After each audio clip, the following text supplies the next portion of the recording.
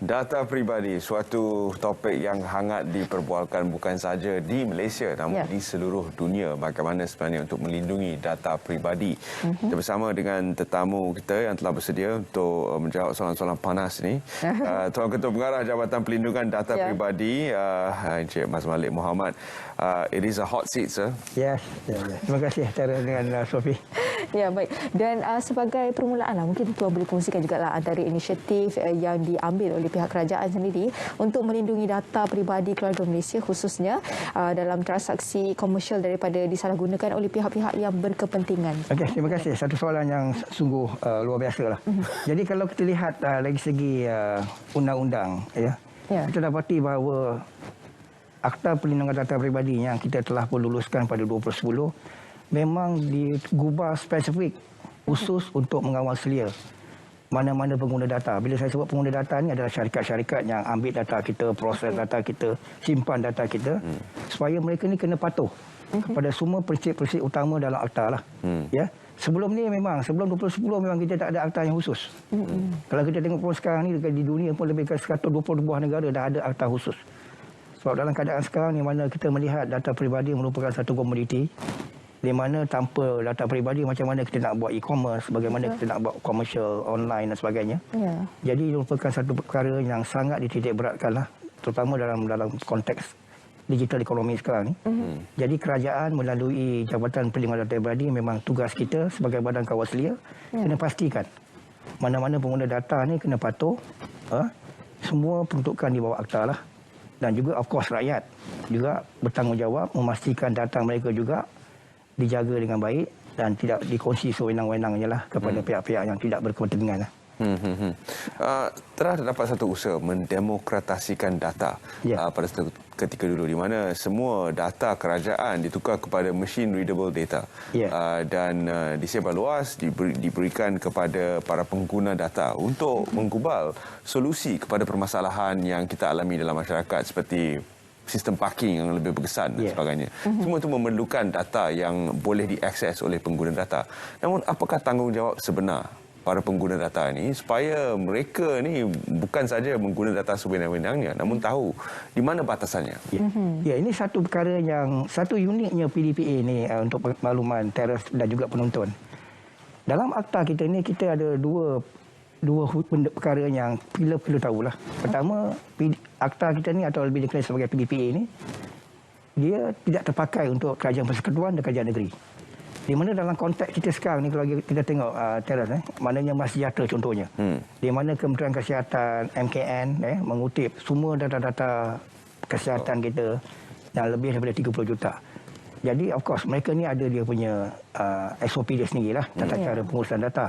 Dan mereka ni tak terpakai ataupun tidak perlu patuh kepada PDPA because PDPA itu mengecualikan kerajaan persekutuan dan kerajaan negeri. Cuma dalam konteks yang bukan kerajaan negeri dan kerajaan persekutuan, mereka ni wajib patuh sepenuhnya. Ya, itu sebabnya dalam konteks PDPA ni kita selalu menasihati dan juga mengesalah mana-mana pengguna data ni dia kena tahu boundary dia.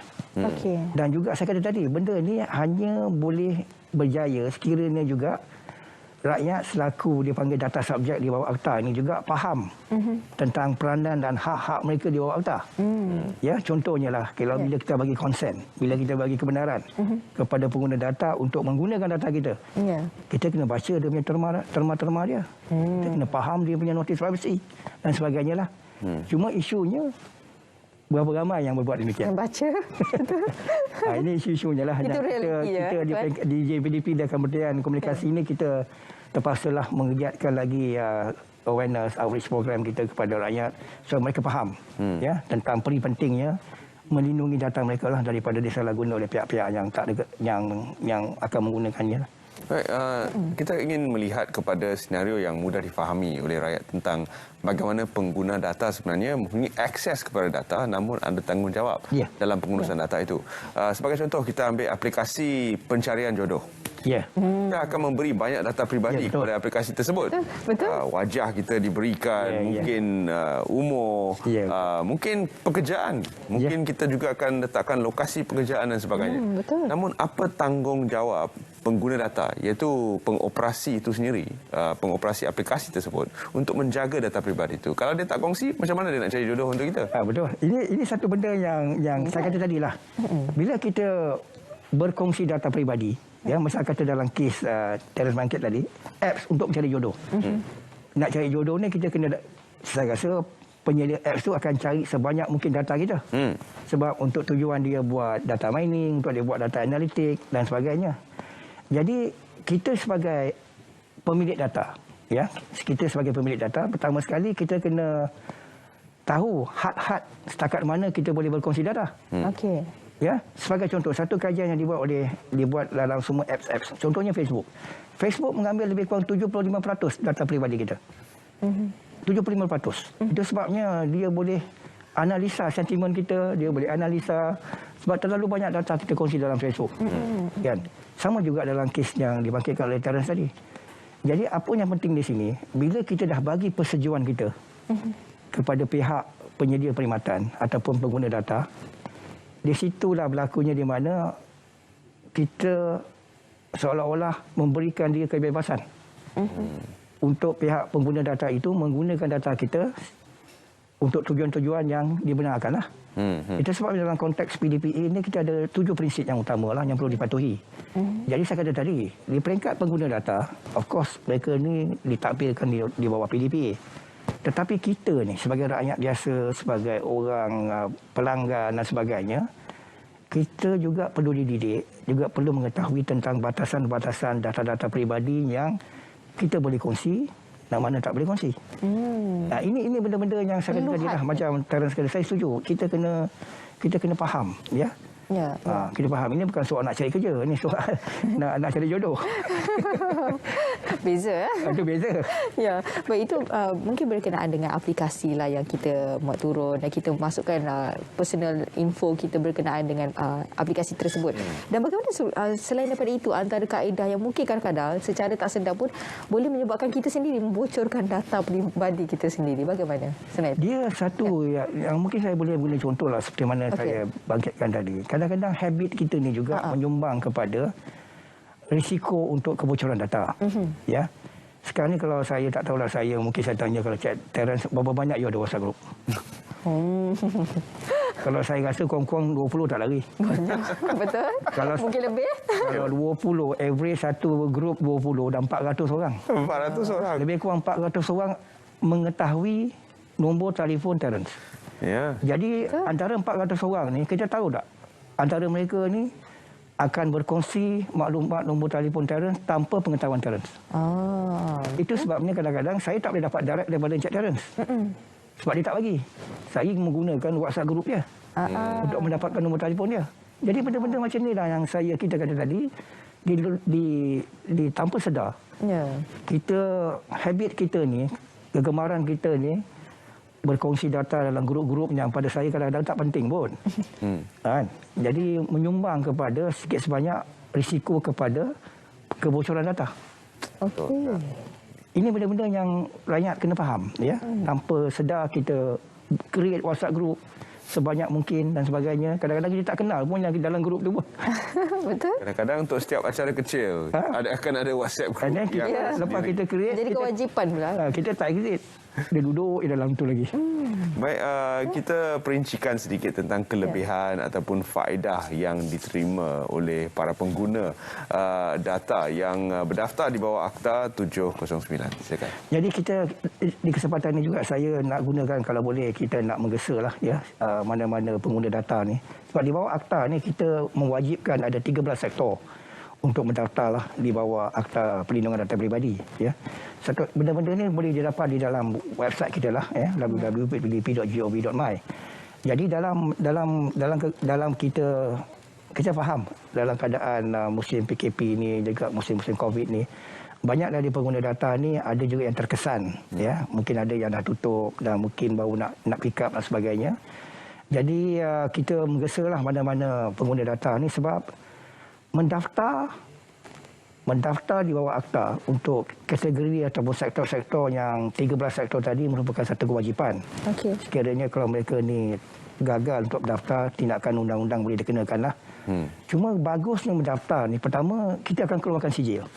Okey. Sijil inilah nanti yang banyak dipaparkan oleh pengguna data, seolah-olah dia memberi satu trust kepada pelanggan. Dia mengatakan company ini merupakan company yang telah diberi lesen oleh JPDP, Jabatan Perlindungan Data Pribadi. Dalam masa yang sama juga seolah-olah menunjukkan kepada dia telah ada satu trust ataupun satu keyakinan antara pelanggan dengan pengguna data, yang pengguna data punya maklumat peribadi ini akan dijaga dengan sebaiknya lah. Sebab mereka ni seolah-olah dah ada trust tu. Jadi saya menggesalah mana-mana pengguna data yang masih lagi belum daftar, ya, supaya mendaftar segera. Dan semua perkara ini boleh dibuat secara online lah. Okey. Ya. Jadi dalam keadaan COVID ni tak payah datang office. Kita semua buat online. Memudahkan. Payment sebagainya semua kita boleh buat online. Okay. Jadi rujuk dekat website JPDP dan terus kita boleh bantulah ya untuk mereka mendaftar. Sekiranya pula ada pengguna data yang melanggar akta tersebut. Sebagai contoh, kita kembali tadi kepada aplikasi pencari jodoh. Ya. Kalau dia guna data kita untuk mencari jodoh, tak apa. Tapi dia guna data kita untuk mendapat pula ejen property atau ejen hartanah menghubungi kita. Adakah itu satu kesalahan di bawah akta dan apa tindakan? Memang kalau kita tengok, itu sebabnya dalam konteks prinsip di bawah PDPA ni dipanggil, bila kita bagi satu kebenaran, consent, untuk data peribadi kita digunakan untuk sesuatu tujuan, purpose. Sebab istilah dia mudah aja, satu consent, satu purpose. Kalau saya bagi kebenaran saya khusus untuk pencarian jodoh, jadi maknanya pengguna data tidak boleh menggunakan data peribadi saya untuk purpose lain, maksud lain. Betul. Jadi kalau berlaku dan ada aduan yang terima daripada pengadu mengatakan dan boleh meyakinkan, boleh memberi satu kata keyakinan kepada kita berlaku pelanggaran prinsip, dan kita akan ambil tindakan undang-undang lah. Ya, dan denda sampai 300,000, 1 tahun penjara dan sebagainya. Sebab dia mudah aja. Konsen dia mudah. Satu konsen, satu purpose. Betul. Jadi kalau nakkan lebih daripada konsen, kena bagi tahu balik pada pelanggan tadi, saya nak gunakan untuk maksud lain. Kena satu kebenaran baru diberi. Secara berasingan pula. Berasingan. Ya.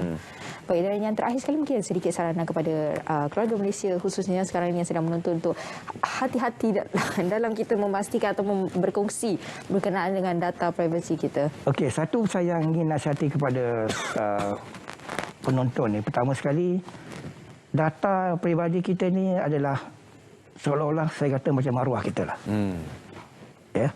Maknanya tadi itu sebabnya saya selalu menekankan kepada pengguna data, bila you dah dapat data daripada pelanggan you, di samping you patuh kepada PDPA, mereka juga ada obligasi moral.